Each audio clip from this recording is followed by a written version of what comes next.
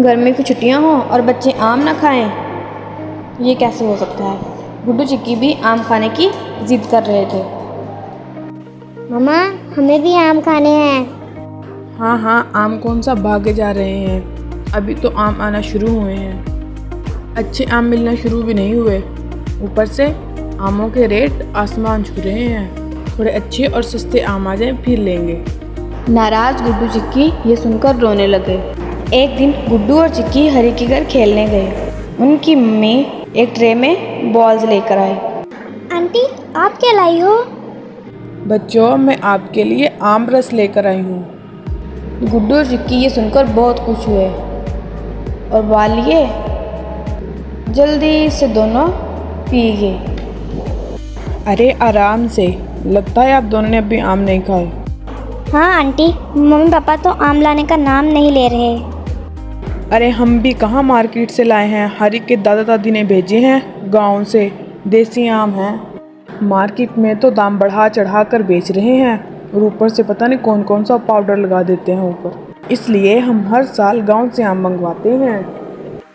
हाँ आंटी, मेरे मामू का भी आमों का एक बड़ा सा बागीचा है। हम जब भी गर्मियों की छुट्टी में उधर जाते हैं खूब आम खाते हैं। इस बार पता नहीं उधर जाया भी जाएगा के।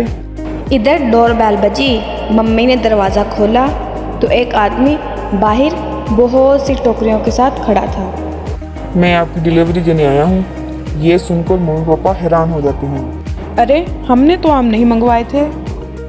मैं जनरल स्टोर मार्केट से आया हूँ। हमने आम आपके भाई से खरीदे थे। उन्होंने कुछ पेटियाँ आपके घर देने को कहा था, इसलिए मैं ये आपके घर डिलीवर करने आया हूँ। ये सुनकर मम्मी पापा खुश हो गए। अरे वाह वाह, गुड्डू चिक्की के मामा ने उनको आम भेजे हैं। अब गुड्डू और चिक्की को कोई नहीं रोक सकता। अरे ऐसे कैसे, गुड्डू और चिक्की जब एक साथ इतनी पेटियां देखेंगे तो एक दिन में ही ख़त्म कर देंगे। ऐसा करते हैं, हम गुड्डू चिक्की को नहीं बताएंगे बल्कि इनको स्टोर में छुपा लेंगे। डिलीवरी बॉय की मदद से सारियां पेटियां स्टोर रूम में रखेंगे। कुछ देर बाद गुड्डू और चिक्की भी घर आ गए। कितना अच्छा था आम रस।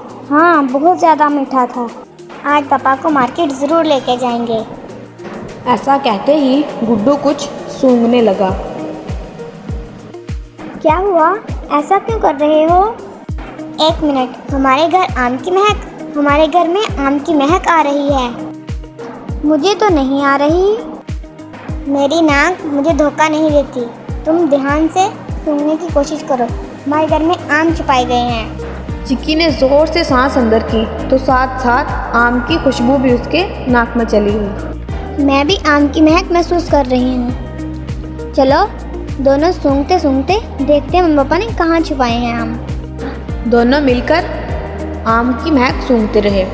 सूंघते सूंघते वो स्टोर रूम के दरवाजे तक पहुंच गए। अच्छा, तो आम स्टोर रूम में छुपाए गए हैं। चिक्की, तुम जाके स्टोर रूम की चाबी लेकर आओ। चिक्की भागती हुई गई और चाबी लेकर आई। स्टोर रूम का दरवाज़ा खोला गया और अगला नज़ारा देखकर दोनों की आंखें फटी की फटी रह गईं। इतने ज़्यादा आम। आमों की महक से पता लगता है कि मामू के बागीचे के आम हैं। हम एक दिन में इनको खा न लें, इसलिए मम्मी पापा ने इनको इधर छुपाया है। शेर के मुंह को अब आम रस लग चुका है। अब इसे कोई नहीं रोक सकता। फिर क्या था, गुड्डू और चिक्की ने एक एक आम की पेटी खोली। देखते देखते एक एक पेटी ख़त्म कर दी। शाम के टाइम मम्मी ने स्टोर रूम का दरवाज़ा खोला कि बच्चों को कुछ आम काट कर खिलाती हूँ, लेकिन उन्होंने देखा कि आम की 2 पेटियाँ बिल्कुल खाली हैं। ये 2 बेटियां कहाँ गायब हो गई? मम्मी भागते हुए बाहर आई। गुड्डू चिक्की, सच सच बताओ, तुम दोनों ने आम चुरा कर खाए हैं? अरे क्या हुआ? 2 बेटियां आम गायब हैं। मम्मी, हमें थोड़ी पता है कि इतने ज़्यादा आम स्टोर रूम में पड़े हैं, और अगर पड़े भी हैं तो चूहों ने खा लिए होंगे। हमें नहीं पता। तभी मम्मी का ध्यान गुड्डू और चिक्की के कपड़ों पर पड़ा। गुड्डू और चिक्की के कपड़ों में आम के दाग लगे हुए थे। उसी वक्त मम्मी ने मुस्कुराते हुए कहा, हाँ, आम तो चूहों ने खाए हैं और चूहे मेरे सामने खड़े हैं। चूहे कपड़े भी पहनते हैं। यह सुनकर गुड्डू और चिक्की ने एक दूसरे की तरफ देखा।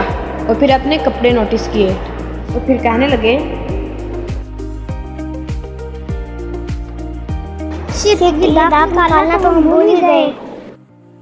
डोंट वरी चूहो, दाग अच्छे हैं। मम्मी की बात सुनकर पापा और गुड्डू चिक्की हंसने लगे।